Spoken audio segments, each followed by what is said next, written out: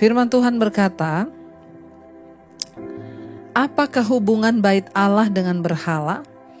Karena kita adalah bait dari Allah yang hidup menurut firman Allah ini. Aku akan diam bersama-sama dengan mereka dan hidup di tengah-tengah mereka. Dan aku akan menjadi Allah mereka dan mereka akan menjadi umatku.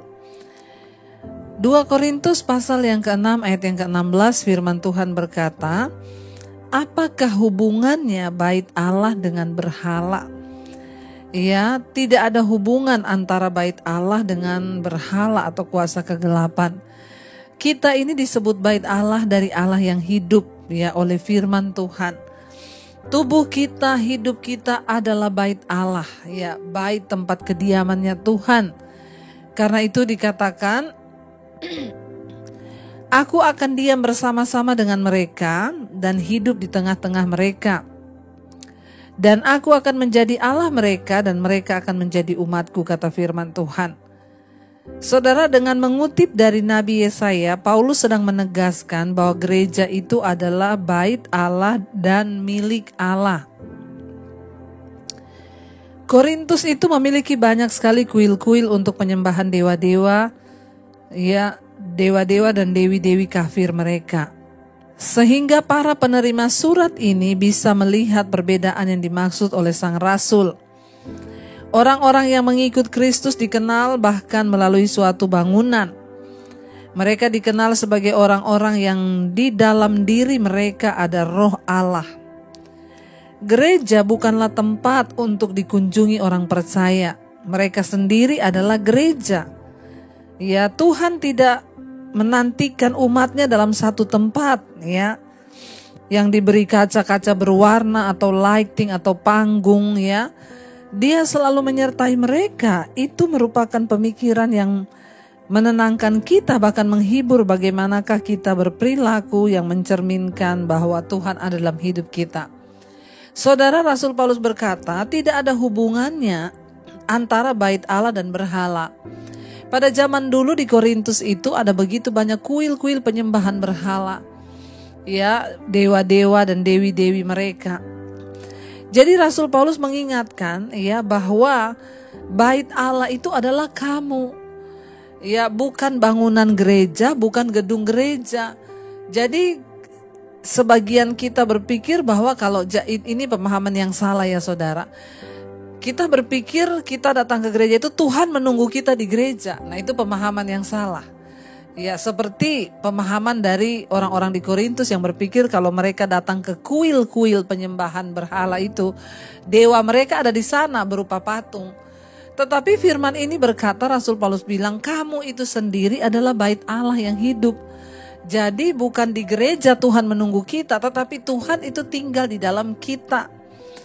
Ya, ayat 17 makanya dikatakan, sebab itu keluarlah kamu dari antara mereka dan pisahkanlah dirimu dari mereka, kata firman Tuhan.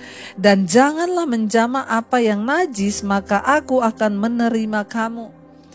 Ketika kita menyadari bahwa tubuh kita ini adalah tempat berdiamnya Tuhan, ya, Tuhan tuh bukan berdiam di gereja, saudara, ya. Ini pemahaman yang salah. Tuhan berdiam dalam diri kita.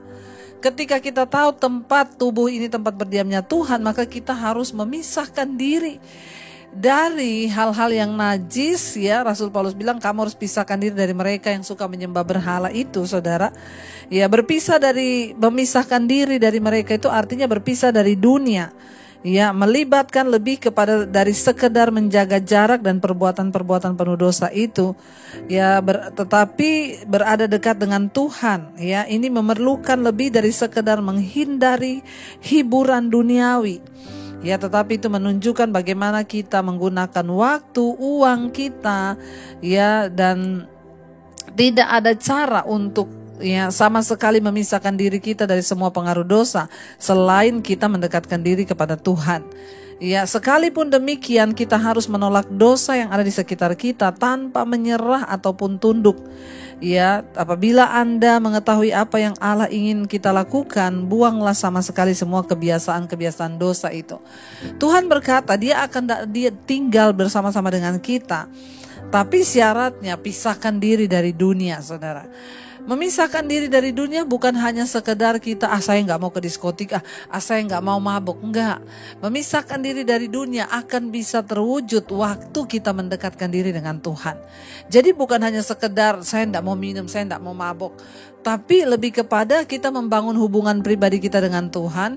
Kita baca firman, kita doa, kita menyembah Tuhan, kita berdoa. Nah, itu adalah cara untuk kita ini terpisah dari dunia.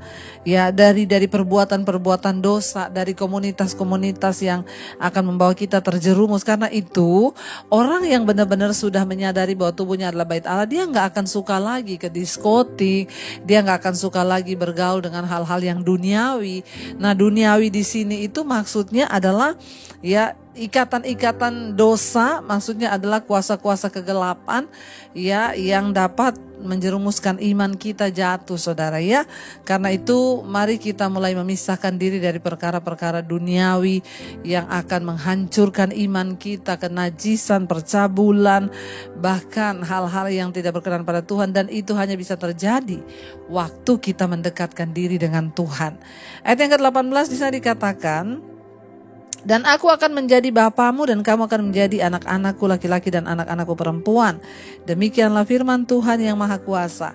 Ketika kita menyadari tubuh kita bait Allah, kita memisahkan diri dari perkara-perkara duniawi dan dosa, kita menggunakan waktu kita, tenaga dan uang kita untuk kepentingan Tuhan, maka baru bisa terjadi di sini dikatakan, aku akan menjadi bapamu dan kamulah anakku laki-laki dan anakku perempuan.